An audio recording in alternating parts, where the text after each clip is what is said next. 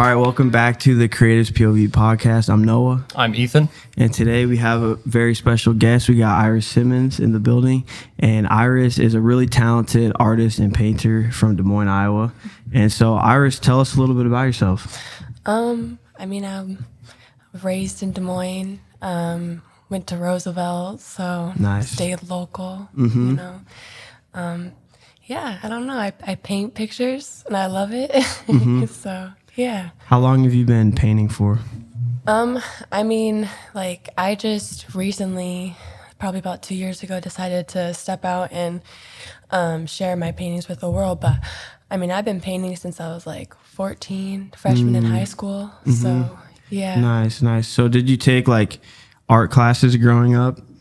Yeah. I took art classes and I actually was with Chido. So he's an art teacher at Roosevelt. Okay. A lot of people know him. I know Sarah Burrier, she knows him. That was her art teacher back in the day. Gotcha. So I took art classes with him. I took art classes at DMAC. So Okay. yeah. So you went to DMAC then? Mm-hmm. Okay, Mm-hmm. cool. And so from DMAC, what came after that? Grandview. But it's funny because when I was at DMAC, I thought that art wasn't going to get me anywhere. I was going to pursue art, but then I took a couple classes and I was like, I don't know how far, because I was comparing myself to other people, and I was like, I don't know how far I can really get doing this, and if I can have it be a serious career. So then I changed gears to psychology, and then I went to Grandview and graduated from there. So Got it. yeah. And so that whole time when you were studying psychology, right? Is that what you said? So were you practicing painting and art still in your free time, or did you kind of take a break from it for a little bit and come back to it? Yeah, I actually would paint pictures for my friends for their birthday. So Nice. I would just paint behind the scenes, stuff that I haven't really even shared. So there's a lot of pieces that are still there. I have a Brent Fayez painting that I did. Oh, that's sick. Yeah, Yeah, I love yeah. Brent Fayez. Yeah, me too. That's what's up. Okay, and do you have a place where you go to create, or do you kind of just create at home? What does the process look like for you when you're creating stuff and painting? Yeah, so I think my process has changed. The more that I've gotten into it and embraced it. A couple of years ago, my answer would have been different, but I have an iPad, so I'll usually start out sketching something on there, drawing something, and then I'll usually transition that over to a canvas, and then I'll go in with my paints, start with the base, and then work my way up to the details and stuff. Okay, got you. And then there's probably so many different types of painting. And so what would you describe your style as and your technique? Yeah, so I paint with acrylics, but even then I wouldn't even necessarily say it's acrylics, because I use those sample bare home paints. I use that because I think it's more pigmented than acrylic is. So I'll use that, and I just go in. Yeah. Is there any specific reason you stay away from any other kinds of paints or watercolor or anything like that? I've done watercolor. I guess I just need to explore more, because I do like exploring, but I haven't done oils, because I've heard that oils are kind of harder to work with, because they their drying process is a lot longer than acrylics is. Right. And I think that I just need to explore a little bit more. Yeah. So yeah. So when you're prepping your canvas, so you said you redraw on the iPad, right? And then how do you take that but put it on a physical canvas? You just resketch it the same way you sketched on the iPad? Yeah. Dang. So it's kind of like what they taught us in school about like writing papers and stuff. You have to have like a rough draft, and then you got to work your way up to the final draft, Okay, and then right. submit it to the teacher, right? But yeah, that's what I believe with art too, and it's never gonna really look like your rough draft, Yeah. And sometimes that even takes their tweaking 2, 3, 4 times before you get your final draft.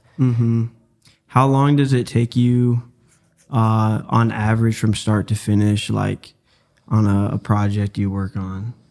I mean, at least maybe 2 weeks if I'm really focused in on it. But if I'm taking my time on it, sometimes it takes me months. I mean, I have a piece that's probably taken me a couple of years just because I'm not necessarily too confident on it. And I'm more of like a perfectionist. So I'm like, I need to make sure like everything looks up to par.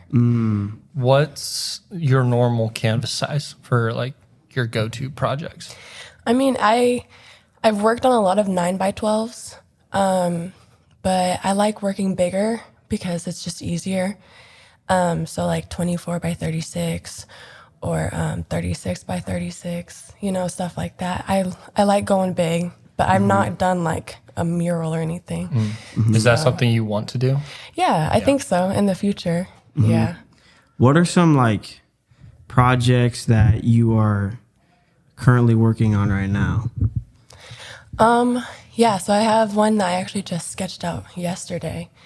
It's gonna be I don't know if you know the song by Brandy. It's called "Sitting Up in My Room," and it's like an R&B song. It's like it's is older. it from a little while back? Okay. I feel like I've heard it. Yeah. 'Cause I know Brandy, but Yeah. Okay. And I may not be Brandy. I don't know, but it's somebody. Yeah. And so she has a song named "Sitting Up in My Room," and I'm working on. I had just gotten sketched out this girl.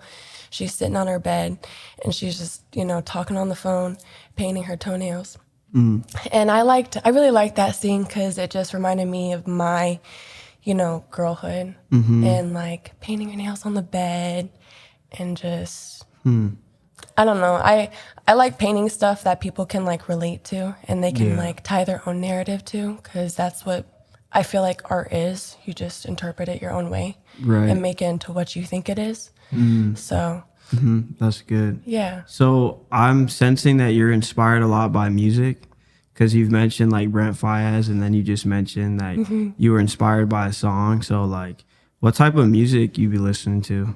I mean, it's kind of all over, like, I just went to the Maverick City Music concert last week. Bro, we were there. Everybody was That's crazy. there. What side were you standing on? The left side. Okay. Yeah. Dang. I was like kind of in the middle-ish area. But yeah, there's so many people there that I didn't see somehow. Like, I don't know how that was possible. But Same, yeah. Yeah. man, I know. crazy. There's people everywhere. There's even people up like that I know that were sitting upstairs. I wish I could have been sitting down, but I was lit. yeah, I I was was going too. crazy. Yeah, it was amazing. But I listen to whatever, like I love me some gospel, but I'm an R&B girl, and I like some hip hop too in there. So a little bit 90s R&B, a little bit of God. Yeah, that's cool. Yeah. So does your faith inspire your art as well? Yeah, very much so. I've done a couple of paintings with Hope, like live paintings. But yeah, I'm like very much so like I pray over the canvas before I paint, and I ask God to, I believe that I'm a vessel and that He's using me. And so I want to create and create experiences for people who haven't been portrayed in art. And yeah, I think that's important. And like also introducing like children as well to art, especially young, and getting in there, Yeah, that's That's so good. cool. Because you work with kids right Yeah. now as your job, right? Yeah. Yeah, that's So cool. like sometimes we'll just, if I'm bored and they're kind of just going crazy, I'm like, hey, let's sit down, let's paint, let's draw, let's do something. And they love it every That's time. cool. Yeah. Yeah. Did you kind of feel like you were, I don't know, whenever you were young, that's how you were introduced to being like an artist is like just painting and sketching like as a kid, and did it just like blossom over time? Yeah, I would say so because I drew this hand in like 5th grade. My art teacher was like, draw your hand. And we drew an outline of our hand and whatever. And I actually won like first in like one of the award ceremonies. And then growing up at Roosevelt, when I was with Chido, I did a pastel tree drawing that actually got first at Simpson College. Oh, wow. So, sick. yeah. So I think that it just over time, I've always been in arts and crafts. It's not necessarily just painting. Like when I had Barbies, and I would make my Barbies different outfits and dresses and that's stuff sick. like that. Yeah. That's cool. Do you ever like, do you paint on things other than canvas too, like for other art expression? So like clothes or? Yeah. Yeah. Well, no, like not, I haven't done clothes yet. Okay. But I'll do like cardboard, you know? Cool. Yeah. Just stuff like that you wouldn't think of, you Yeah. know? I like incorporating that stuff too. Like I incorporated glitter on one of my pieces and I don't know. I just like incorporating stuff that you have to like actually look at the canvas instead of just being like, oh, okay, that's art. Yeah.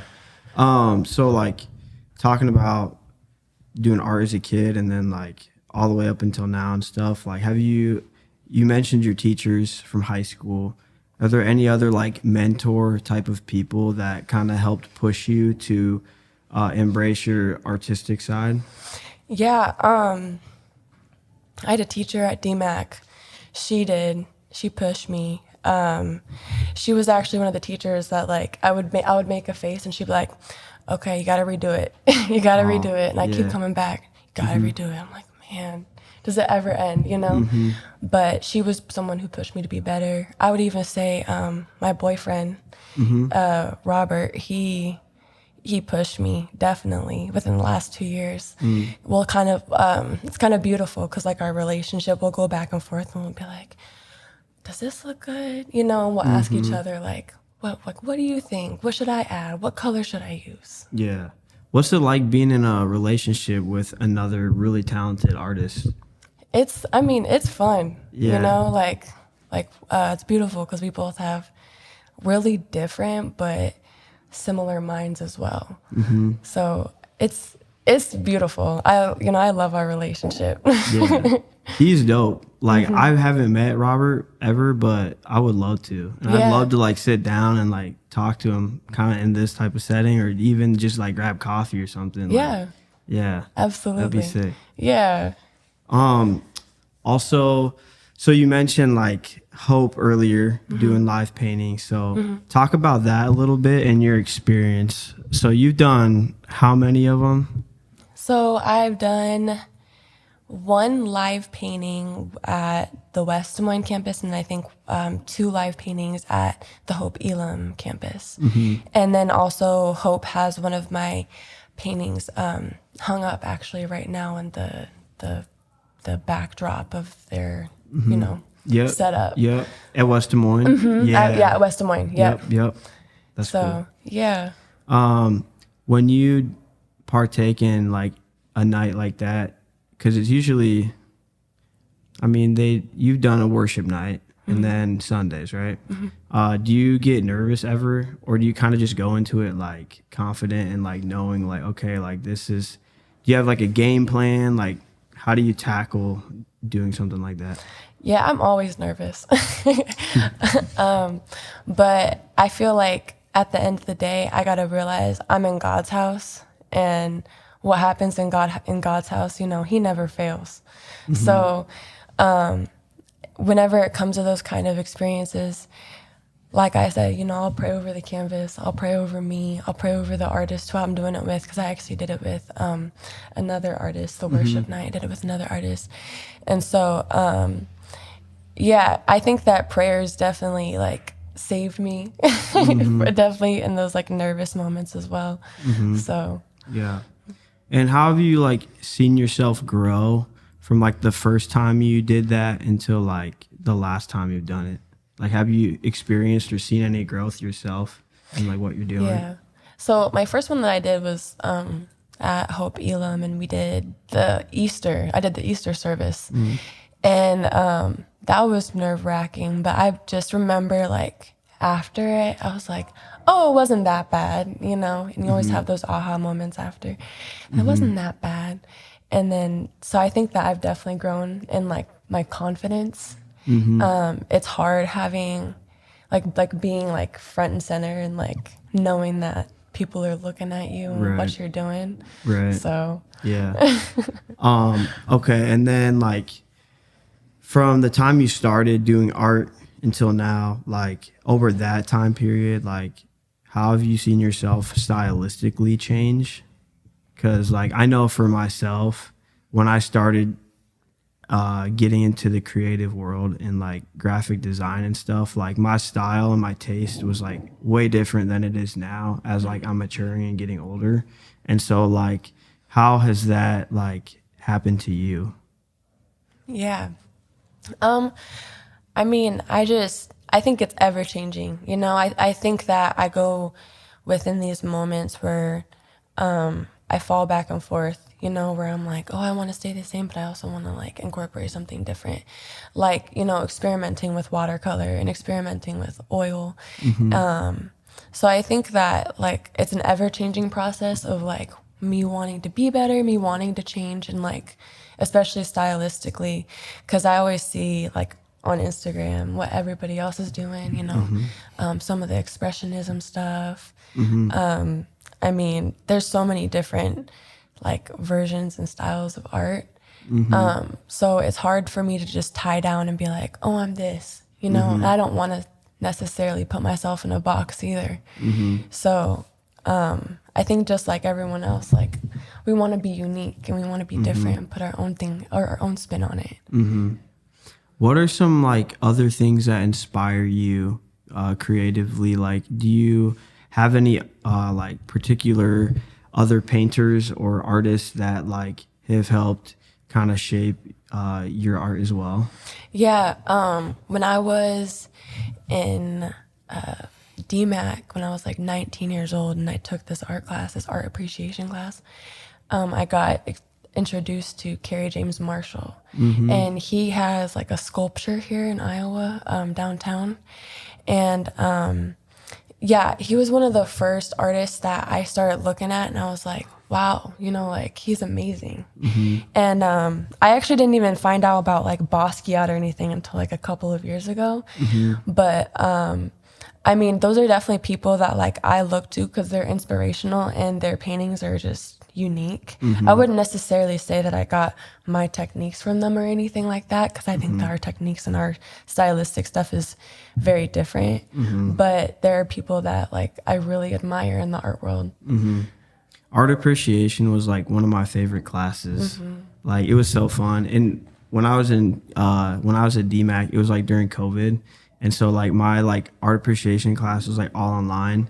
And, like, it was hard to, like, go to other classes, but, like, that class was, like, something I look forward to, because, like, seeing all the learning the history of, like, where art kind of started, like, way back, just through, like, architecture and, like, sculpting, like, I don't know, like, thousands of years ago, right? Maybe even longer than that. And then, like, up until now is crazy. And seeing, like, the different, like, I don't know, I can't remember the word for it off the top of my head, but, like, just, like, the different eras of art, you know? Like Renaissance. Yeah, like Renaissance, and then, like, kind of the Picasso vibe, like, took off for a bit, and then, like, I don't know, like, mid 1900s to, like, later, it was, like, kind of like pop art, and then Warhol. like, yeah. Warhol's, like, one of my favorite artists that I look up to, because like, he kind of started doing, like, the collage type stuff, which, like, I really am into that stuff. Yeah. Dang, that's crazy. So you also brought up how you're kind of a perfectionist, like, earlier you said that. And, like, talk to us about, like, how you as an artist, like, handle that and, like, deal with that, because, like, being a perfectionist is like a good trait because you're very like detail oriented, but at the same time, like you can put a lot of pressure on yourself, you know? And like for me, I'm also a perfectionist. So like nothing ever is how I want it to be. And so like to me, that can, you know, affect me creatively and just in life. So like, I guess, how do you like handle that, I guess? Does that make sense? Yeah, no, it It's does. a loaded question. Yeah. But No, I think that being a perfectionist is beautiful, but it's also like a curse as well, you know? Because like you said, like I'm constantly asking myself, is this my best piece? Did I perform the best that I could have on this piece? Is there something more that I like could have done to make it better? I'm constantly asking myself that.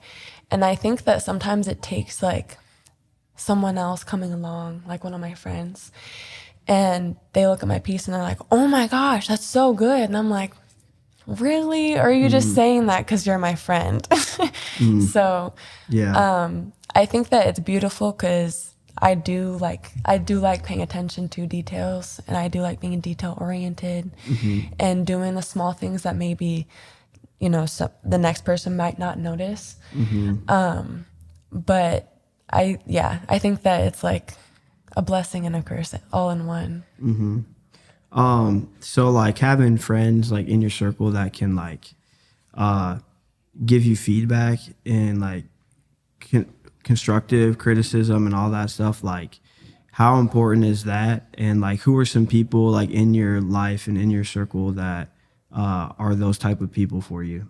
Yeah. I mean, it's very important to me having people who can be honest with you, but also like who are there to be your supporters and there to encourage you. I would say my mom is probably one of them. She's my rock. And my boyfriend, he's another one. And I mean, like just my friends as well, because I'll be like, oh, I'm working on this piece, and I'll show them. I'll be like, oh, WIP, you know, work in progress. Yeah.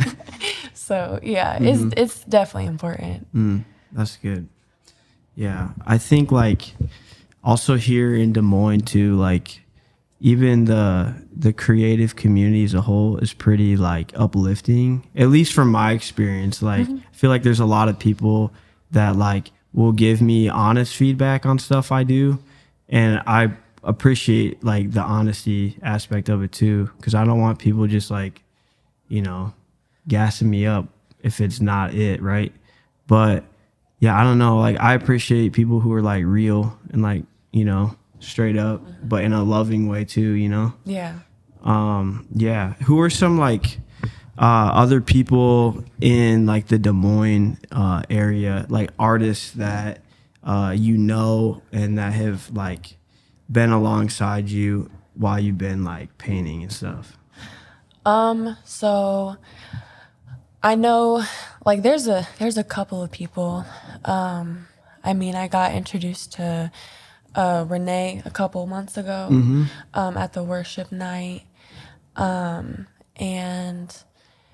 I know that like obviously my boyfriend, but I mean, there's a lot of people that I feel like I have yet to meet. And I think that a lot of experiences that are yet to come.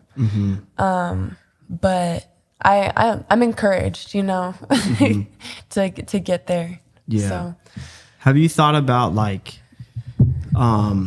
next steps that you would want to take to kind of pursue art like full time, or have you wanted to do that, or do you want to keep it more of like your just like hobby that you pour a lot into? Yeah, I think there's a little bit of both. I really want to make it into a full-time thing, but I need to make sure, you know, it's like a balance. You know, you need to make sure that you have, because art isn't cheap, you know, and like the stuff going into it is not cheap.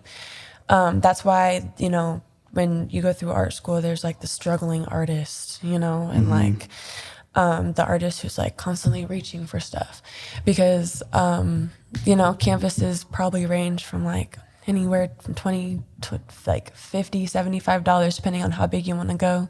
And there's a paint brushes if you don't leave them out, So, there's that constant battle. But I do want to make it into a full-time thing eventually. I just want to make sure that I'm coming out with more stuff than I am right now. Yeah. So all your paintings that you come out with right now, like, do you sell them, or do you kind of keep them as like part of your collection? And like, how do you display your portfolio right now? Yeah, so all of my paintings right now, like, they are up for sale. Like, it's not like something that I'm like, hey, come buy my stuff. But, it's more like if you want it, if it speaks to you, come buy it, I know that, like, there's been a couple of people who have bought my stuff when I've gone to, like, art shows and broadcasted my art publicly by, like, with, like, Arabia. So, yeah, I don't know. I think that, like, getting out in the community and, like, broadcasting yourself and staying broad is definitely important when it comes to, like, getting your art out there. Do you take like contracted work? Like if someone wants you to paint a specific piece, and then do you just like charge per square inch of like canvas? How does that work? Yeah. So when commissions come along, like I've had some people hit me up and they're like, hey, and it's never like, I haven't done a commission piece yet, is what I'm trying to say. Yeah. Usually people are just thinking about it. They're like, I'm thinking about, having my mom, like having you draw my mom or something like that. And so when it comes to like that stuff, I will charge like just a tiny bit more, but like when it comes to like the stuff that I do right now, it's 75 cents per square inch. And so that's how I go about it. Sure. So. Got it. Yeah. Wow. I feel like pricing art is like hard. It's so hard. I don't know if I'm not crazy for that, right? No. It's so hard. Because like art is subjective, right? Yeah. But also like, yeah, I'm just curious like how you go. It's subjective too, and how you price your time.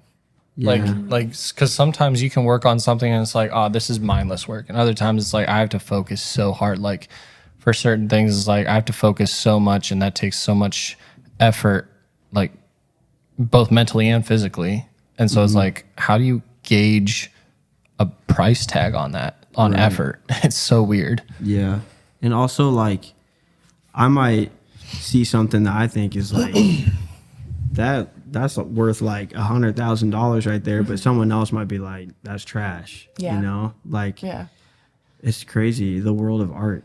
I know. What are your thoughts on like art in general, and like okay, in your opinion, like, do you think there is a line between like good art and bad art, or is there such thing?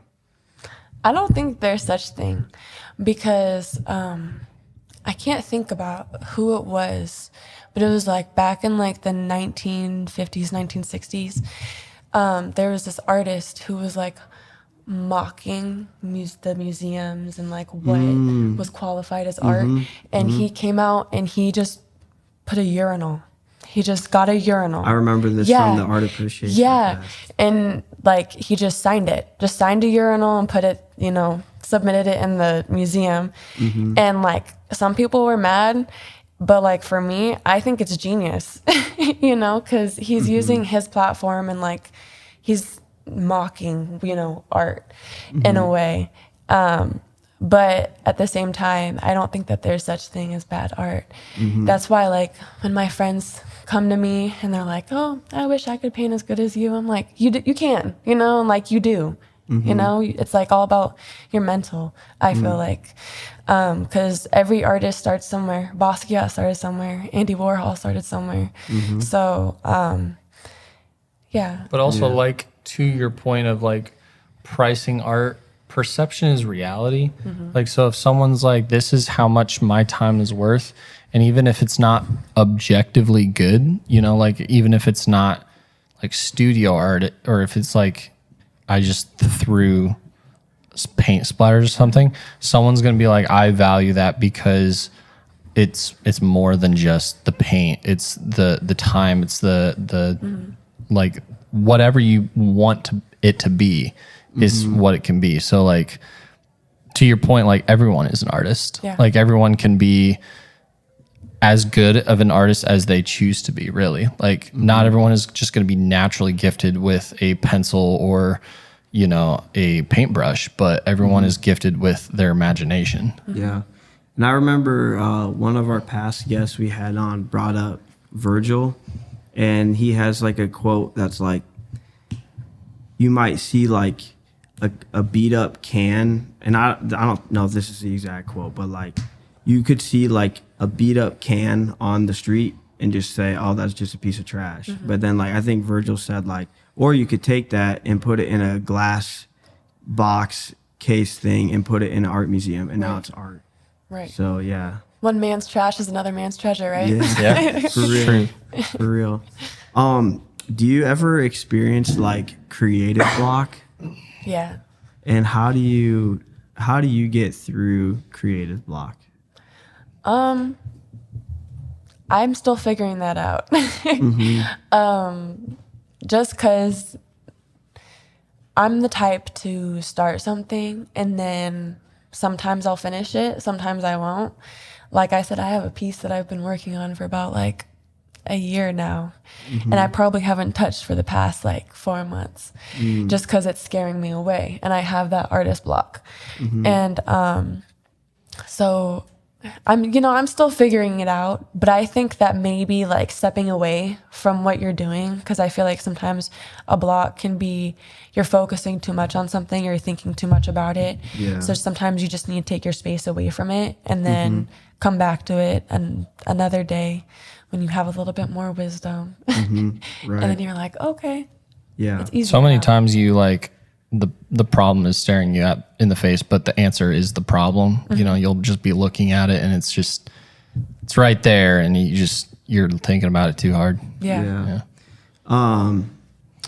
Yeah. So with that project that you're referring to, what part are you like stuck on? So it's a picture of me when I was little. And so I also have another piece of my grandmother that I haven't posted. So it's like pictures that look like people that I love, that I want to make perfect. You know, it's that perfectionism side of me where I'm just like, okay, I'm not liking this and where it's like turning out and where it's coming to be. And I think that it's that perfectionism that's definitely like blocking me Right. from it. Right. It's so hard to replicate something that's nostalgic too. Yeah. Because like you have pictures of the past of like your grandma or your yourself, but also as you grow older, like you slowly start to forget like what it actually like looked like or felt like or sounded like or whatever. Like I think about my grandpa that passed away, and like I can't even remember the sound of his voice, but like, you know, I know his face, but like I don't remember the sound of his voice. So yeah, I bet that's like definitely challenging to like work on something that's that personal, you know, and you want to do it like so well. Yeah, dang. So how do you like get away then? Like how do you rest and like step back and like kind of refocus to go back into, you know, your work? Yeah. I mean, I just take some time for myself. Sometimes it's just stepping away for a week or two. I don't think I've painted like for about 3 weeks. So I'm definitely having that itch where I'm like, okay, I need to get back. Yeah. So taking some time for yourself, because we're also working people. So like being creative is hard when you also work a full-time job and have all of these other factors. 100%. So. Yeah. Do you express like yourself creatively in any other facet that like helps fill you back up during those rest periods? Yeah. I mean, like drawing, sketching. I even like taking pictures, you know. The sunsets in Iowa are beautiful, sunrises. Some of the best. Yeah. Yeah. And they always happen to be in a Casey's gas station parking lot. Tell me I'm wrong. That's low-key facts, though. Why is that facts? That's crazy you say that. Man. Okay, so back on track. Do you have any goals for yourself, like, for the next, like, I guess to finish out this year? Like, do you have any goals? And then, like, over the next couple years, like, is there anything that you're really hoping to achieve with, like, where you're going and, like, the work you're doing? Yeah, I mean, I have some like long-term goals, a little bit of short-term goals, but I think that I just want to create mostly. I want to create more often, and create good art, create bad art, you know, and just feel comfortable with posting it and not letting perfectionism and all of these things that we've been talking about eat me away. Because, you know, it's hard. It's hard being like making yourself vulnerable and sharing your art with the world. Yeah. Is social media like hard for you? Like, because for me, it can be at times because I get caught in that like comparison game. Yeah. Does that like affect you at all? Yeah, I think so. Especially because I see like a lot more people being able to keep up their art and their posting and their stuff, you know, stuff like that. So sometimes I will sit back and I'll be like, oh, maybe I should post a little bit more. Maybe I should share more reels or whatever. But I think that like also being humble and like being real with yourself and just being like, okay, like how much can I balance, you know, because comparing yourself, I mean, it's not really, it doesn't serve you any purpose, you know? Yeah. Who's like a dream like client or like artist or person that you would want to collaborate with or like do work for? Sorry, that's a tough question It's because there's so okay. many people. I know, I feel you. Like there's a lot of people I want to work with, you know? So yeah. Yeah.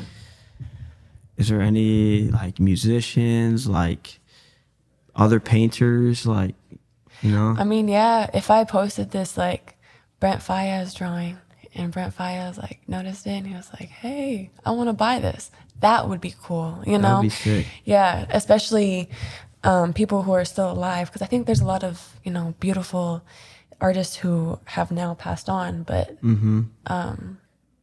yeah, I mean, I paint for God, so Yeah. yeah. Yeah. Any dream places you'd want your art to be like displayed? Like any museums or I mean, the Louvre, or yeah. you know, all the big places, that'd be nice. But even local, maybe Des Moines Art Center. I'm planning on making this painting that has like Snooki's referenced in it. Oh yeah. So yeah. I mean, I'm planning on doing some like local stuff, like the references Des Moines, because I think that when people hear Des Moines, Iowa, they're like, what? Yeah. Cornfields? Right. I just had a friend here from Arizona and they were like, this is not what I pictured when Des Moines. They're like, this is way cooler and like more culturally like, I don't know, diverse than they're like, I expected, you know, tractors. And I was like, it's a lot cooler than that. Yeah. What are like your top places in Des Moines to like go see art? Yeah, I really like the sculpture garden, the sculpture park, but also, you know, the Des Moines Art Center. I think that those places are probably the most popular. But if you guys haven't seen the Carrie James Marshall piece downtown, Yeah, where's that at? it's kind of like by the skate park. Like, Okay. it's kind of like on the corner. Not really. Good Oh, with I know what you're talking about now. Yeah. It's like kind of just like a sideways, weird kind of looking sculpture. But Okay, I never it's knew what that powerful. was, but okay, yeah, Yeah. that's cool. Yeah. Okay. Dang, it's killing me how I can't think of that right now. But I'll have to look that up or just go check it out. Yeah, Yeah. check it out on your way home. Yeah. I love just driving around Des Moines because I feel like I see something new like a lot, which is weird because like I've grown up here and like it's kind of like, well, nothing should shock me. Like I've driven this street like a million times or whatever, but then like it's cool because like I'll see like a new mural or something, or I'll see like a new sculpture put up, or like even like architecture too, like a new building that looks really sick. So yeah, Des Moines like going crazy a little bit. Yeah. Like we're growing here. Yeah. So yeah, that's cool. Well, we end every episode like just going around the table and we talk about things that have inspired us like lately, whether it's been like this past week or today. And then also I think we should end this episode by saying something we're thankful for because Thanksgiving is upon Thanksgiving, us. dang. So yeah, we'll do 2 questions to end, but we'll let you think about it. And so Ethan, do you got anything? I do. Friday, new music day. There's always new stuff that pops up in my suggested, and but a buddy of mine, his name is Kobe Crosby, is pretty good friends with him, and he's who connected us in real life because he's an artist that I had followed his journey like in the music industry for a couple of years now. And then Crosby was really good friends with us, connected us, and he came out with his first solo project outside of his label. Super good song. He's got some cool stuff coming out. But what was cool was I got to do the cover art for it. So we shot photos for that, and photos came out dope. And then a good friend of his did like the design for it and like put it all together. And the song's killer. And then the cover just turned out way better than I was like, man, I was kind of feeling a little uneasy about the photos. Cause like they were good photos, but I'm like, I don't know. I was like, as cover art, I don't know if these are like album cover worthy, single cover worthy. And then when I saw it, I was like, oh dang, like this is actually super sick. So the designer did a good job. And yeah, so it was just a cool project to collaborate on. So shout out Kobe for releasing his debut song.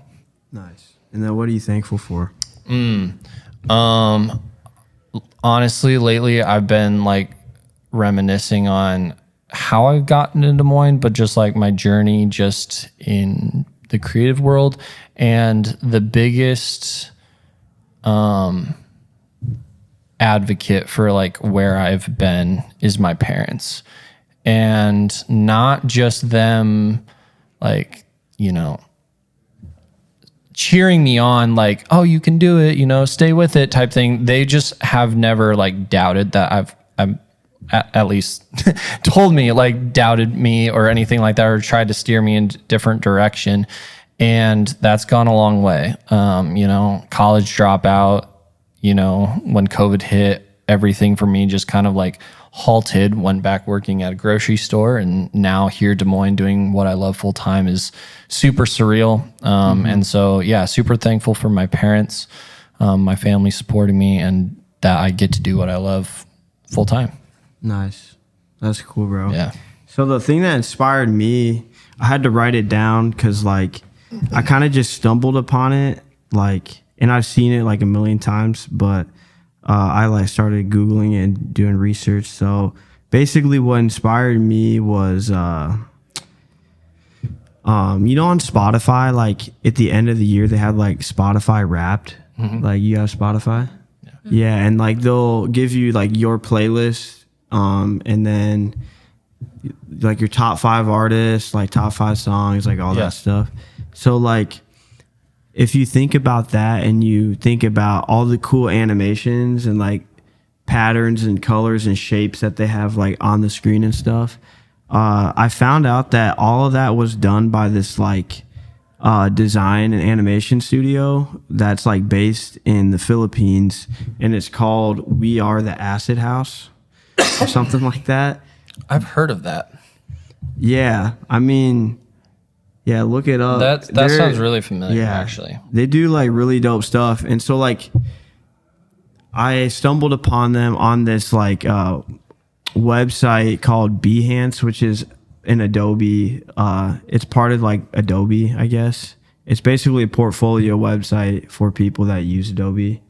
And so you can look literally anything up on there, like paintings, and people will probably have pictures of their paintings up there, or like graphic design work or photography and all that stuff. But I found them on Behance, and then I went to their website because like I was kind of impressed that they had did all that Spotify like design work and animation stuff. And then I saw that they had worked with Nike as well, and like they're doing a bunch of stuff. And so like the name of that Spotify campaign is called You Do You, and it just was inspiring to me because I love like that like illustration style, like really simple shapes, but then like the pops of color and stuff and how everything moves. It was really cool.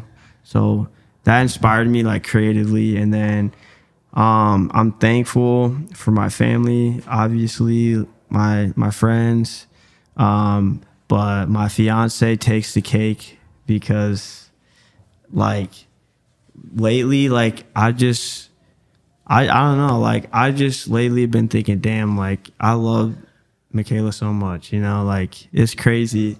You know, we're getting married in June, and it's been like a long time coming. We've been together for 5 years, so it's just nice. Crazy. Yeah, it's just cool that we're getting closer to like tying the knot like officially, and just like we've been having a lot of fun lately, like going to like Maverick City together and like making like new memories, like doing fun stuff. And like we went to like the Iowa State football game last night, which was sad because we lost, but it was still a fun memory though.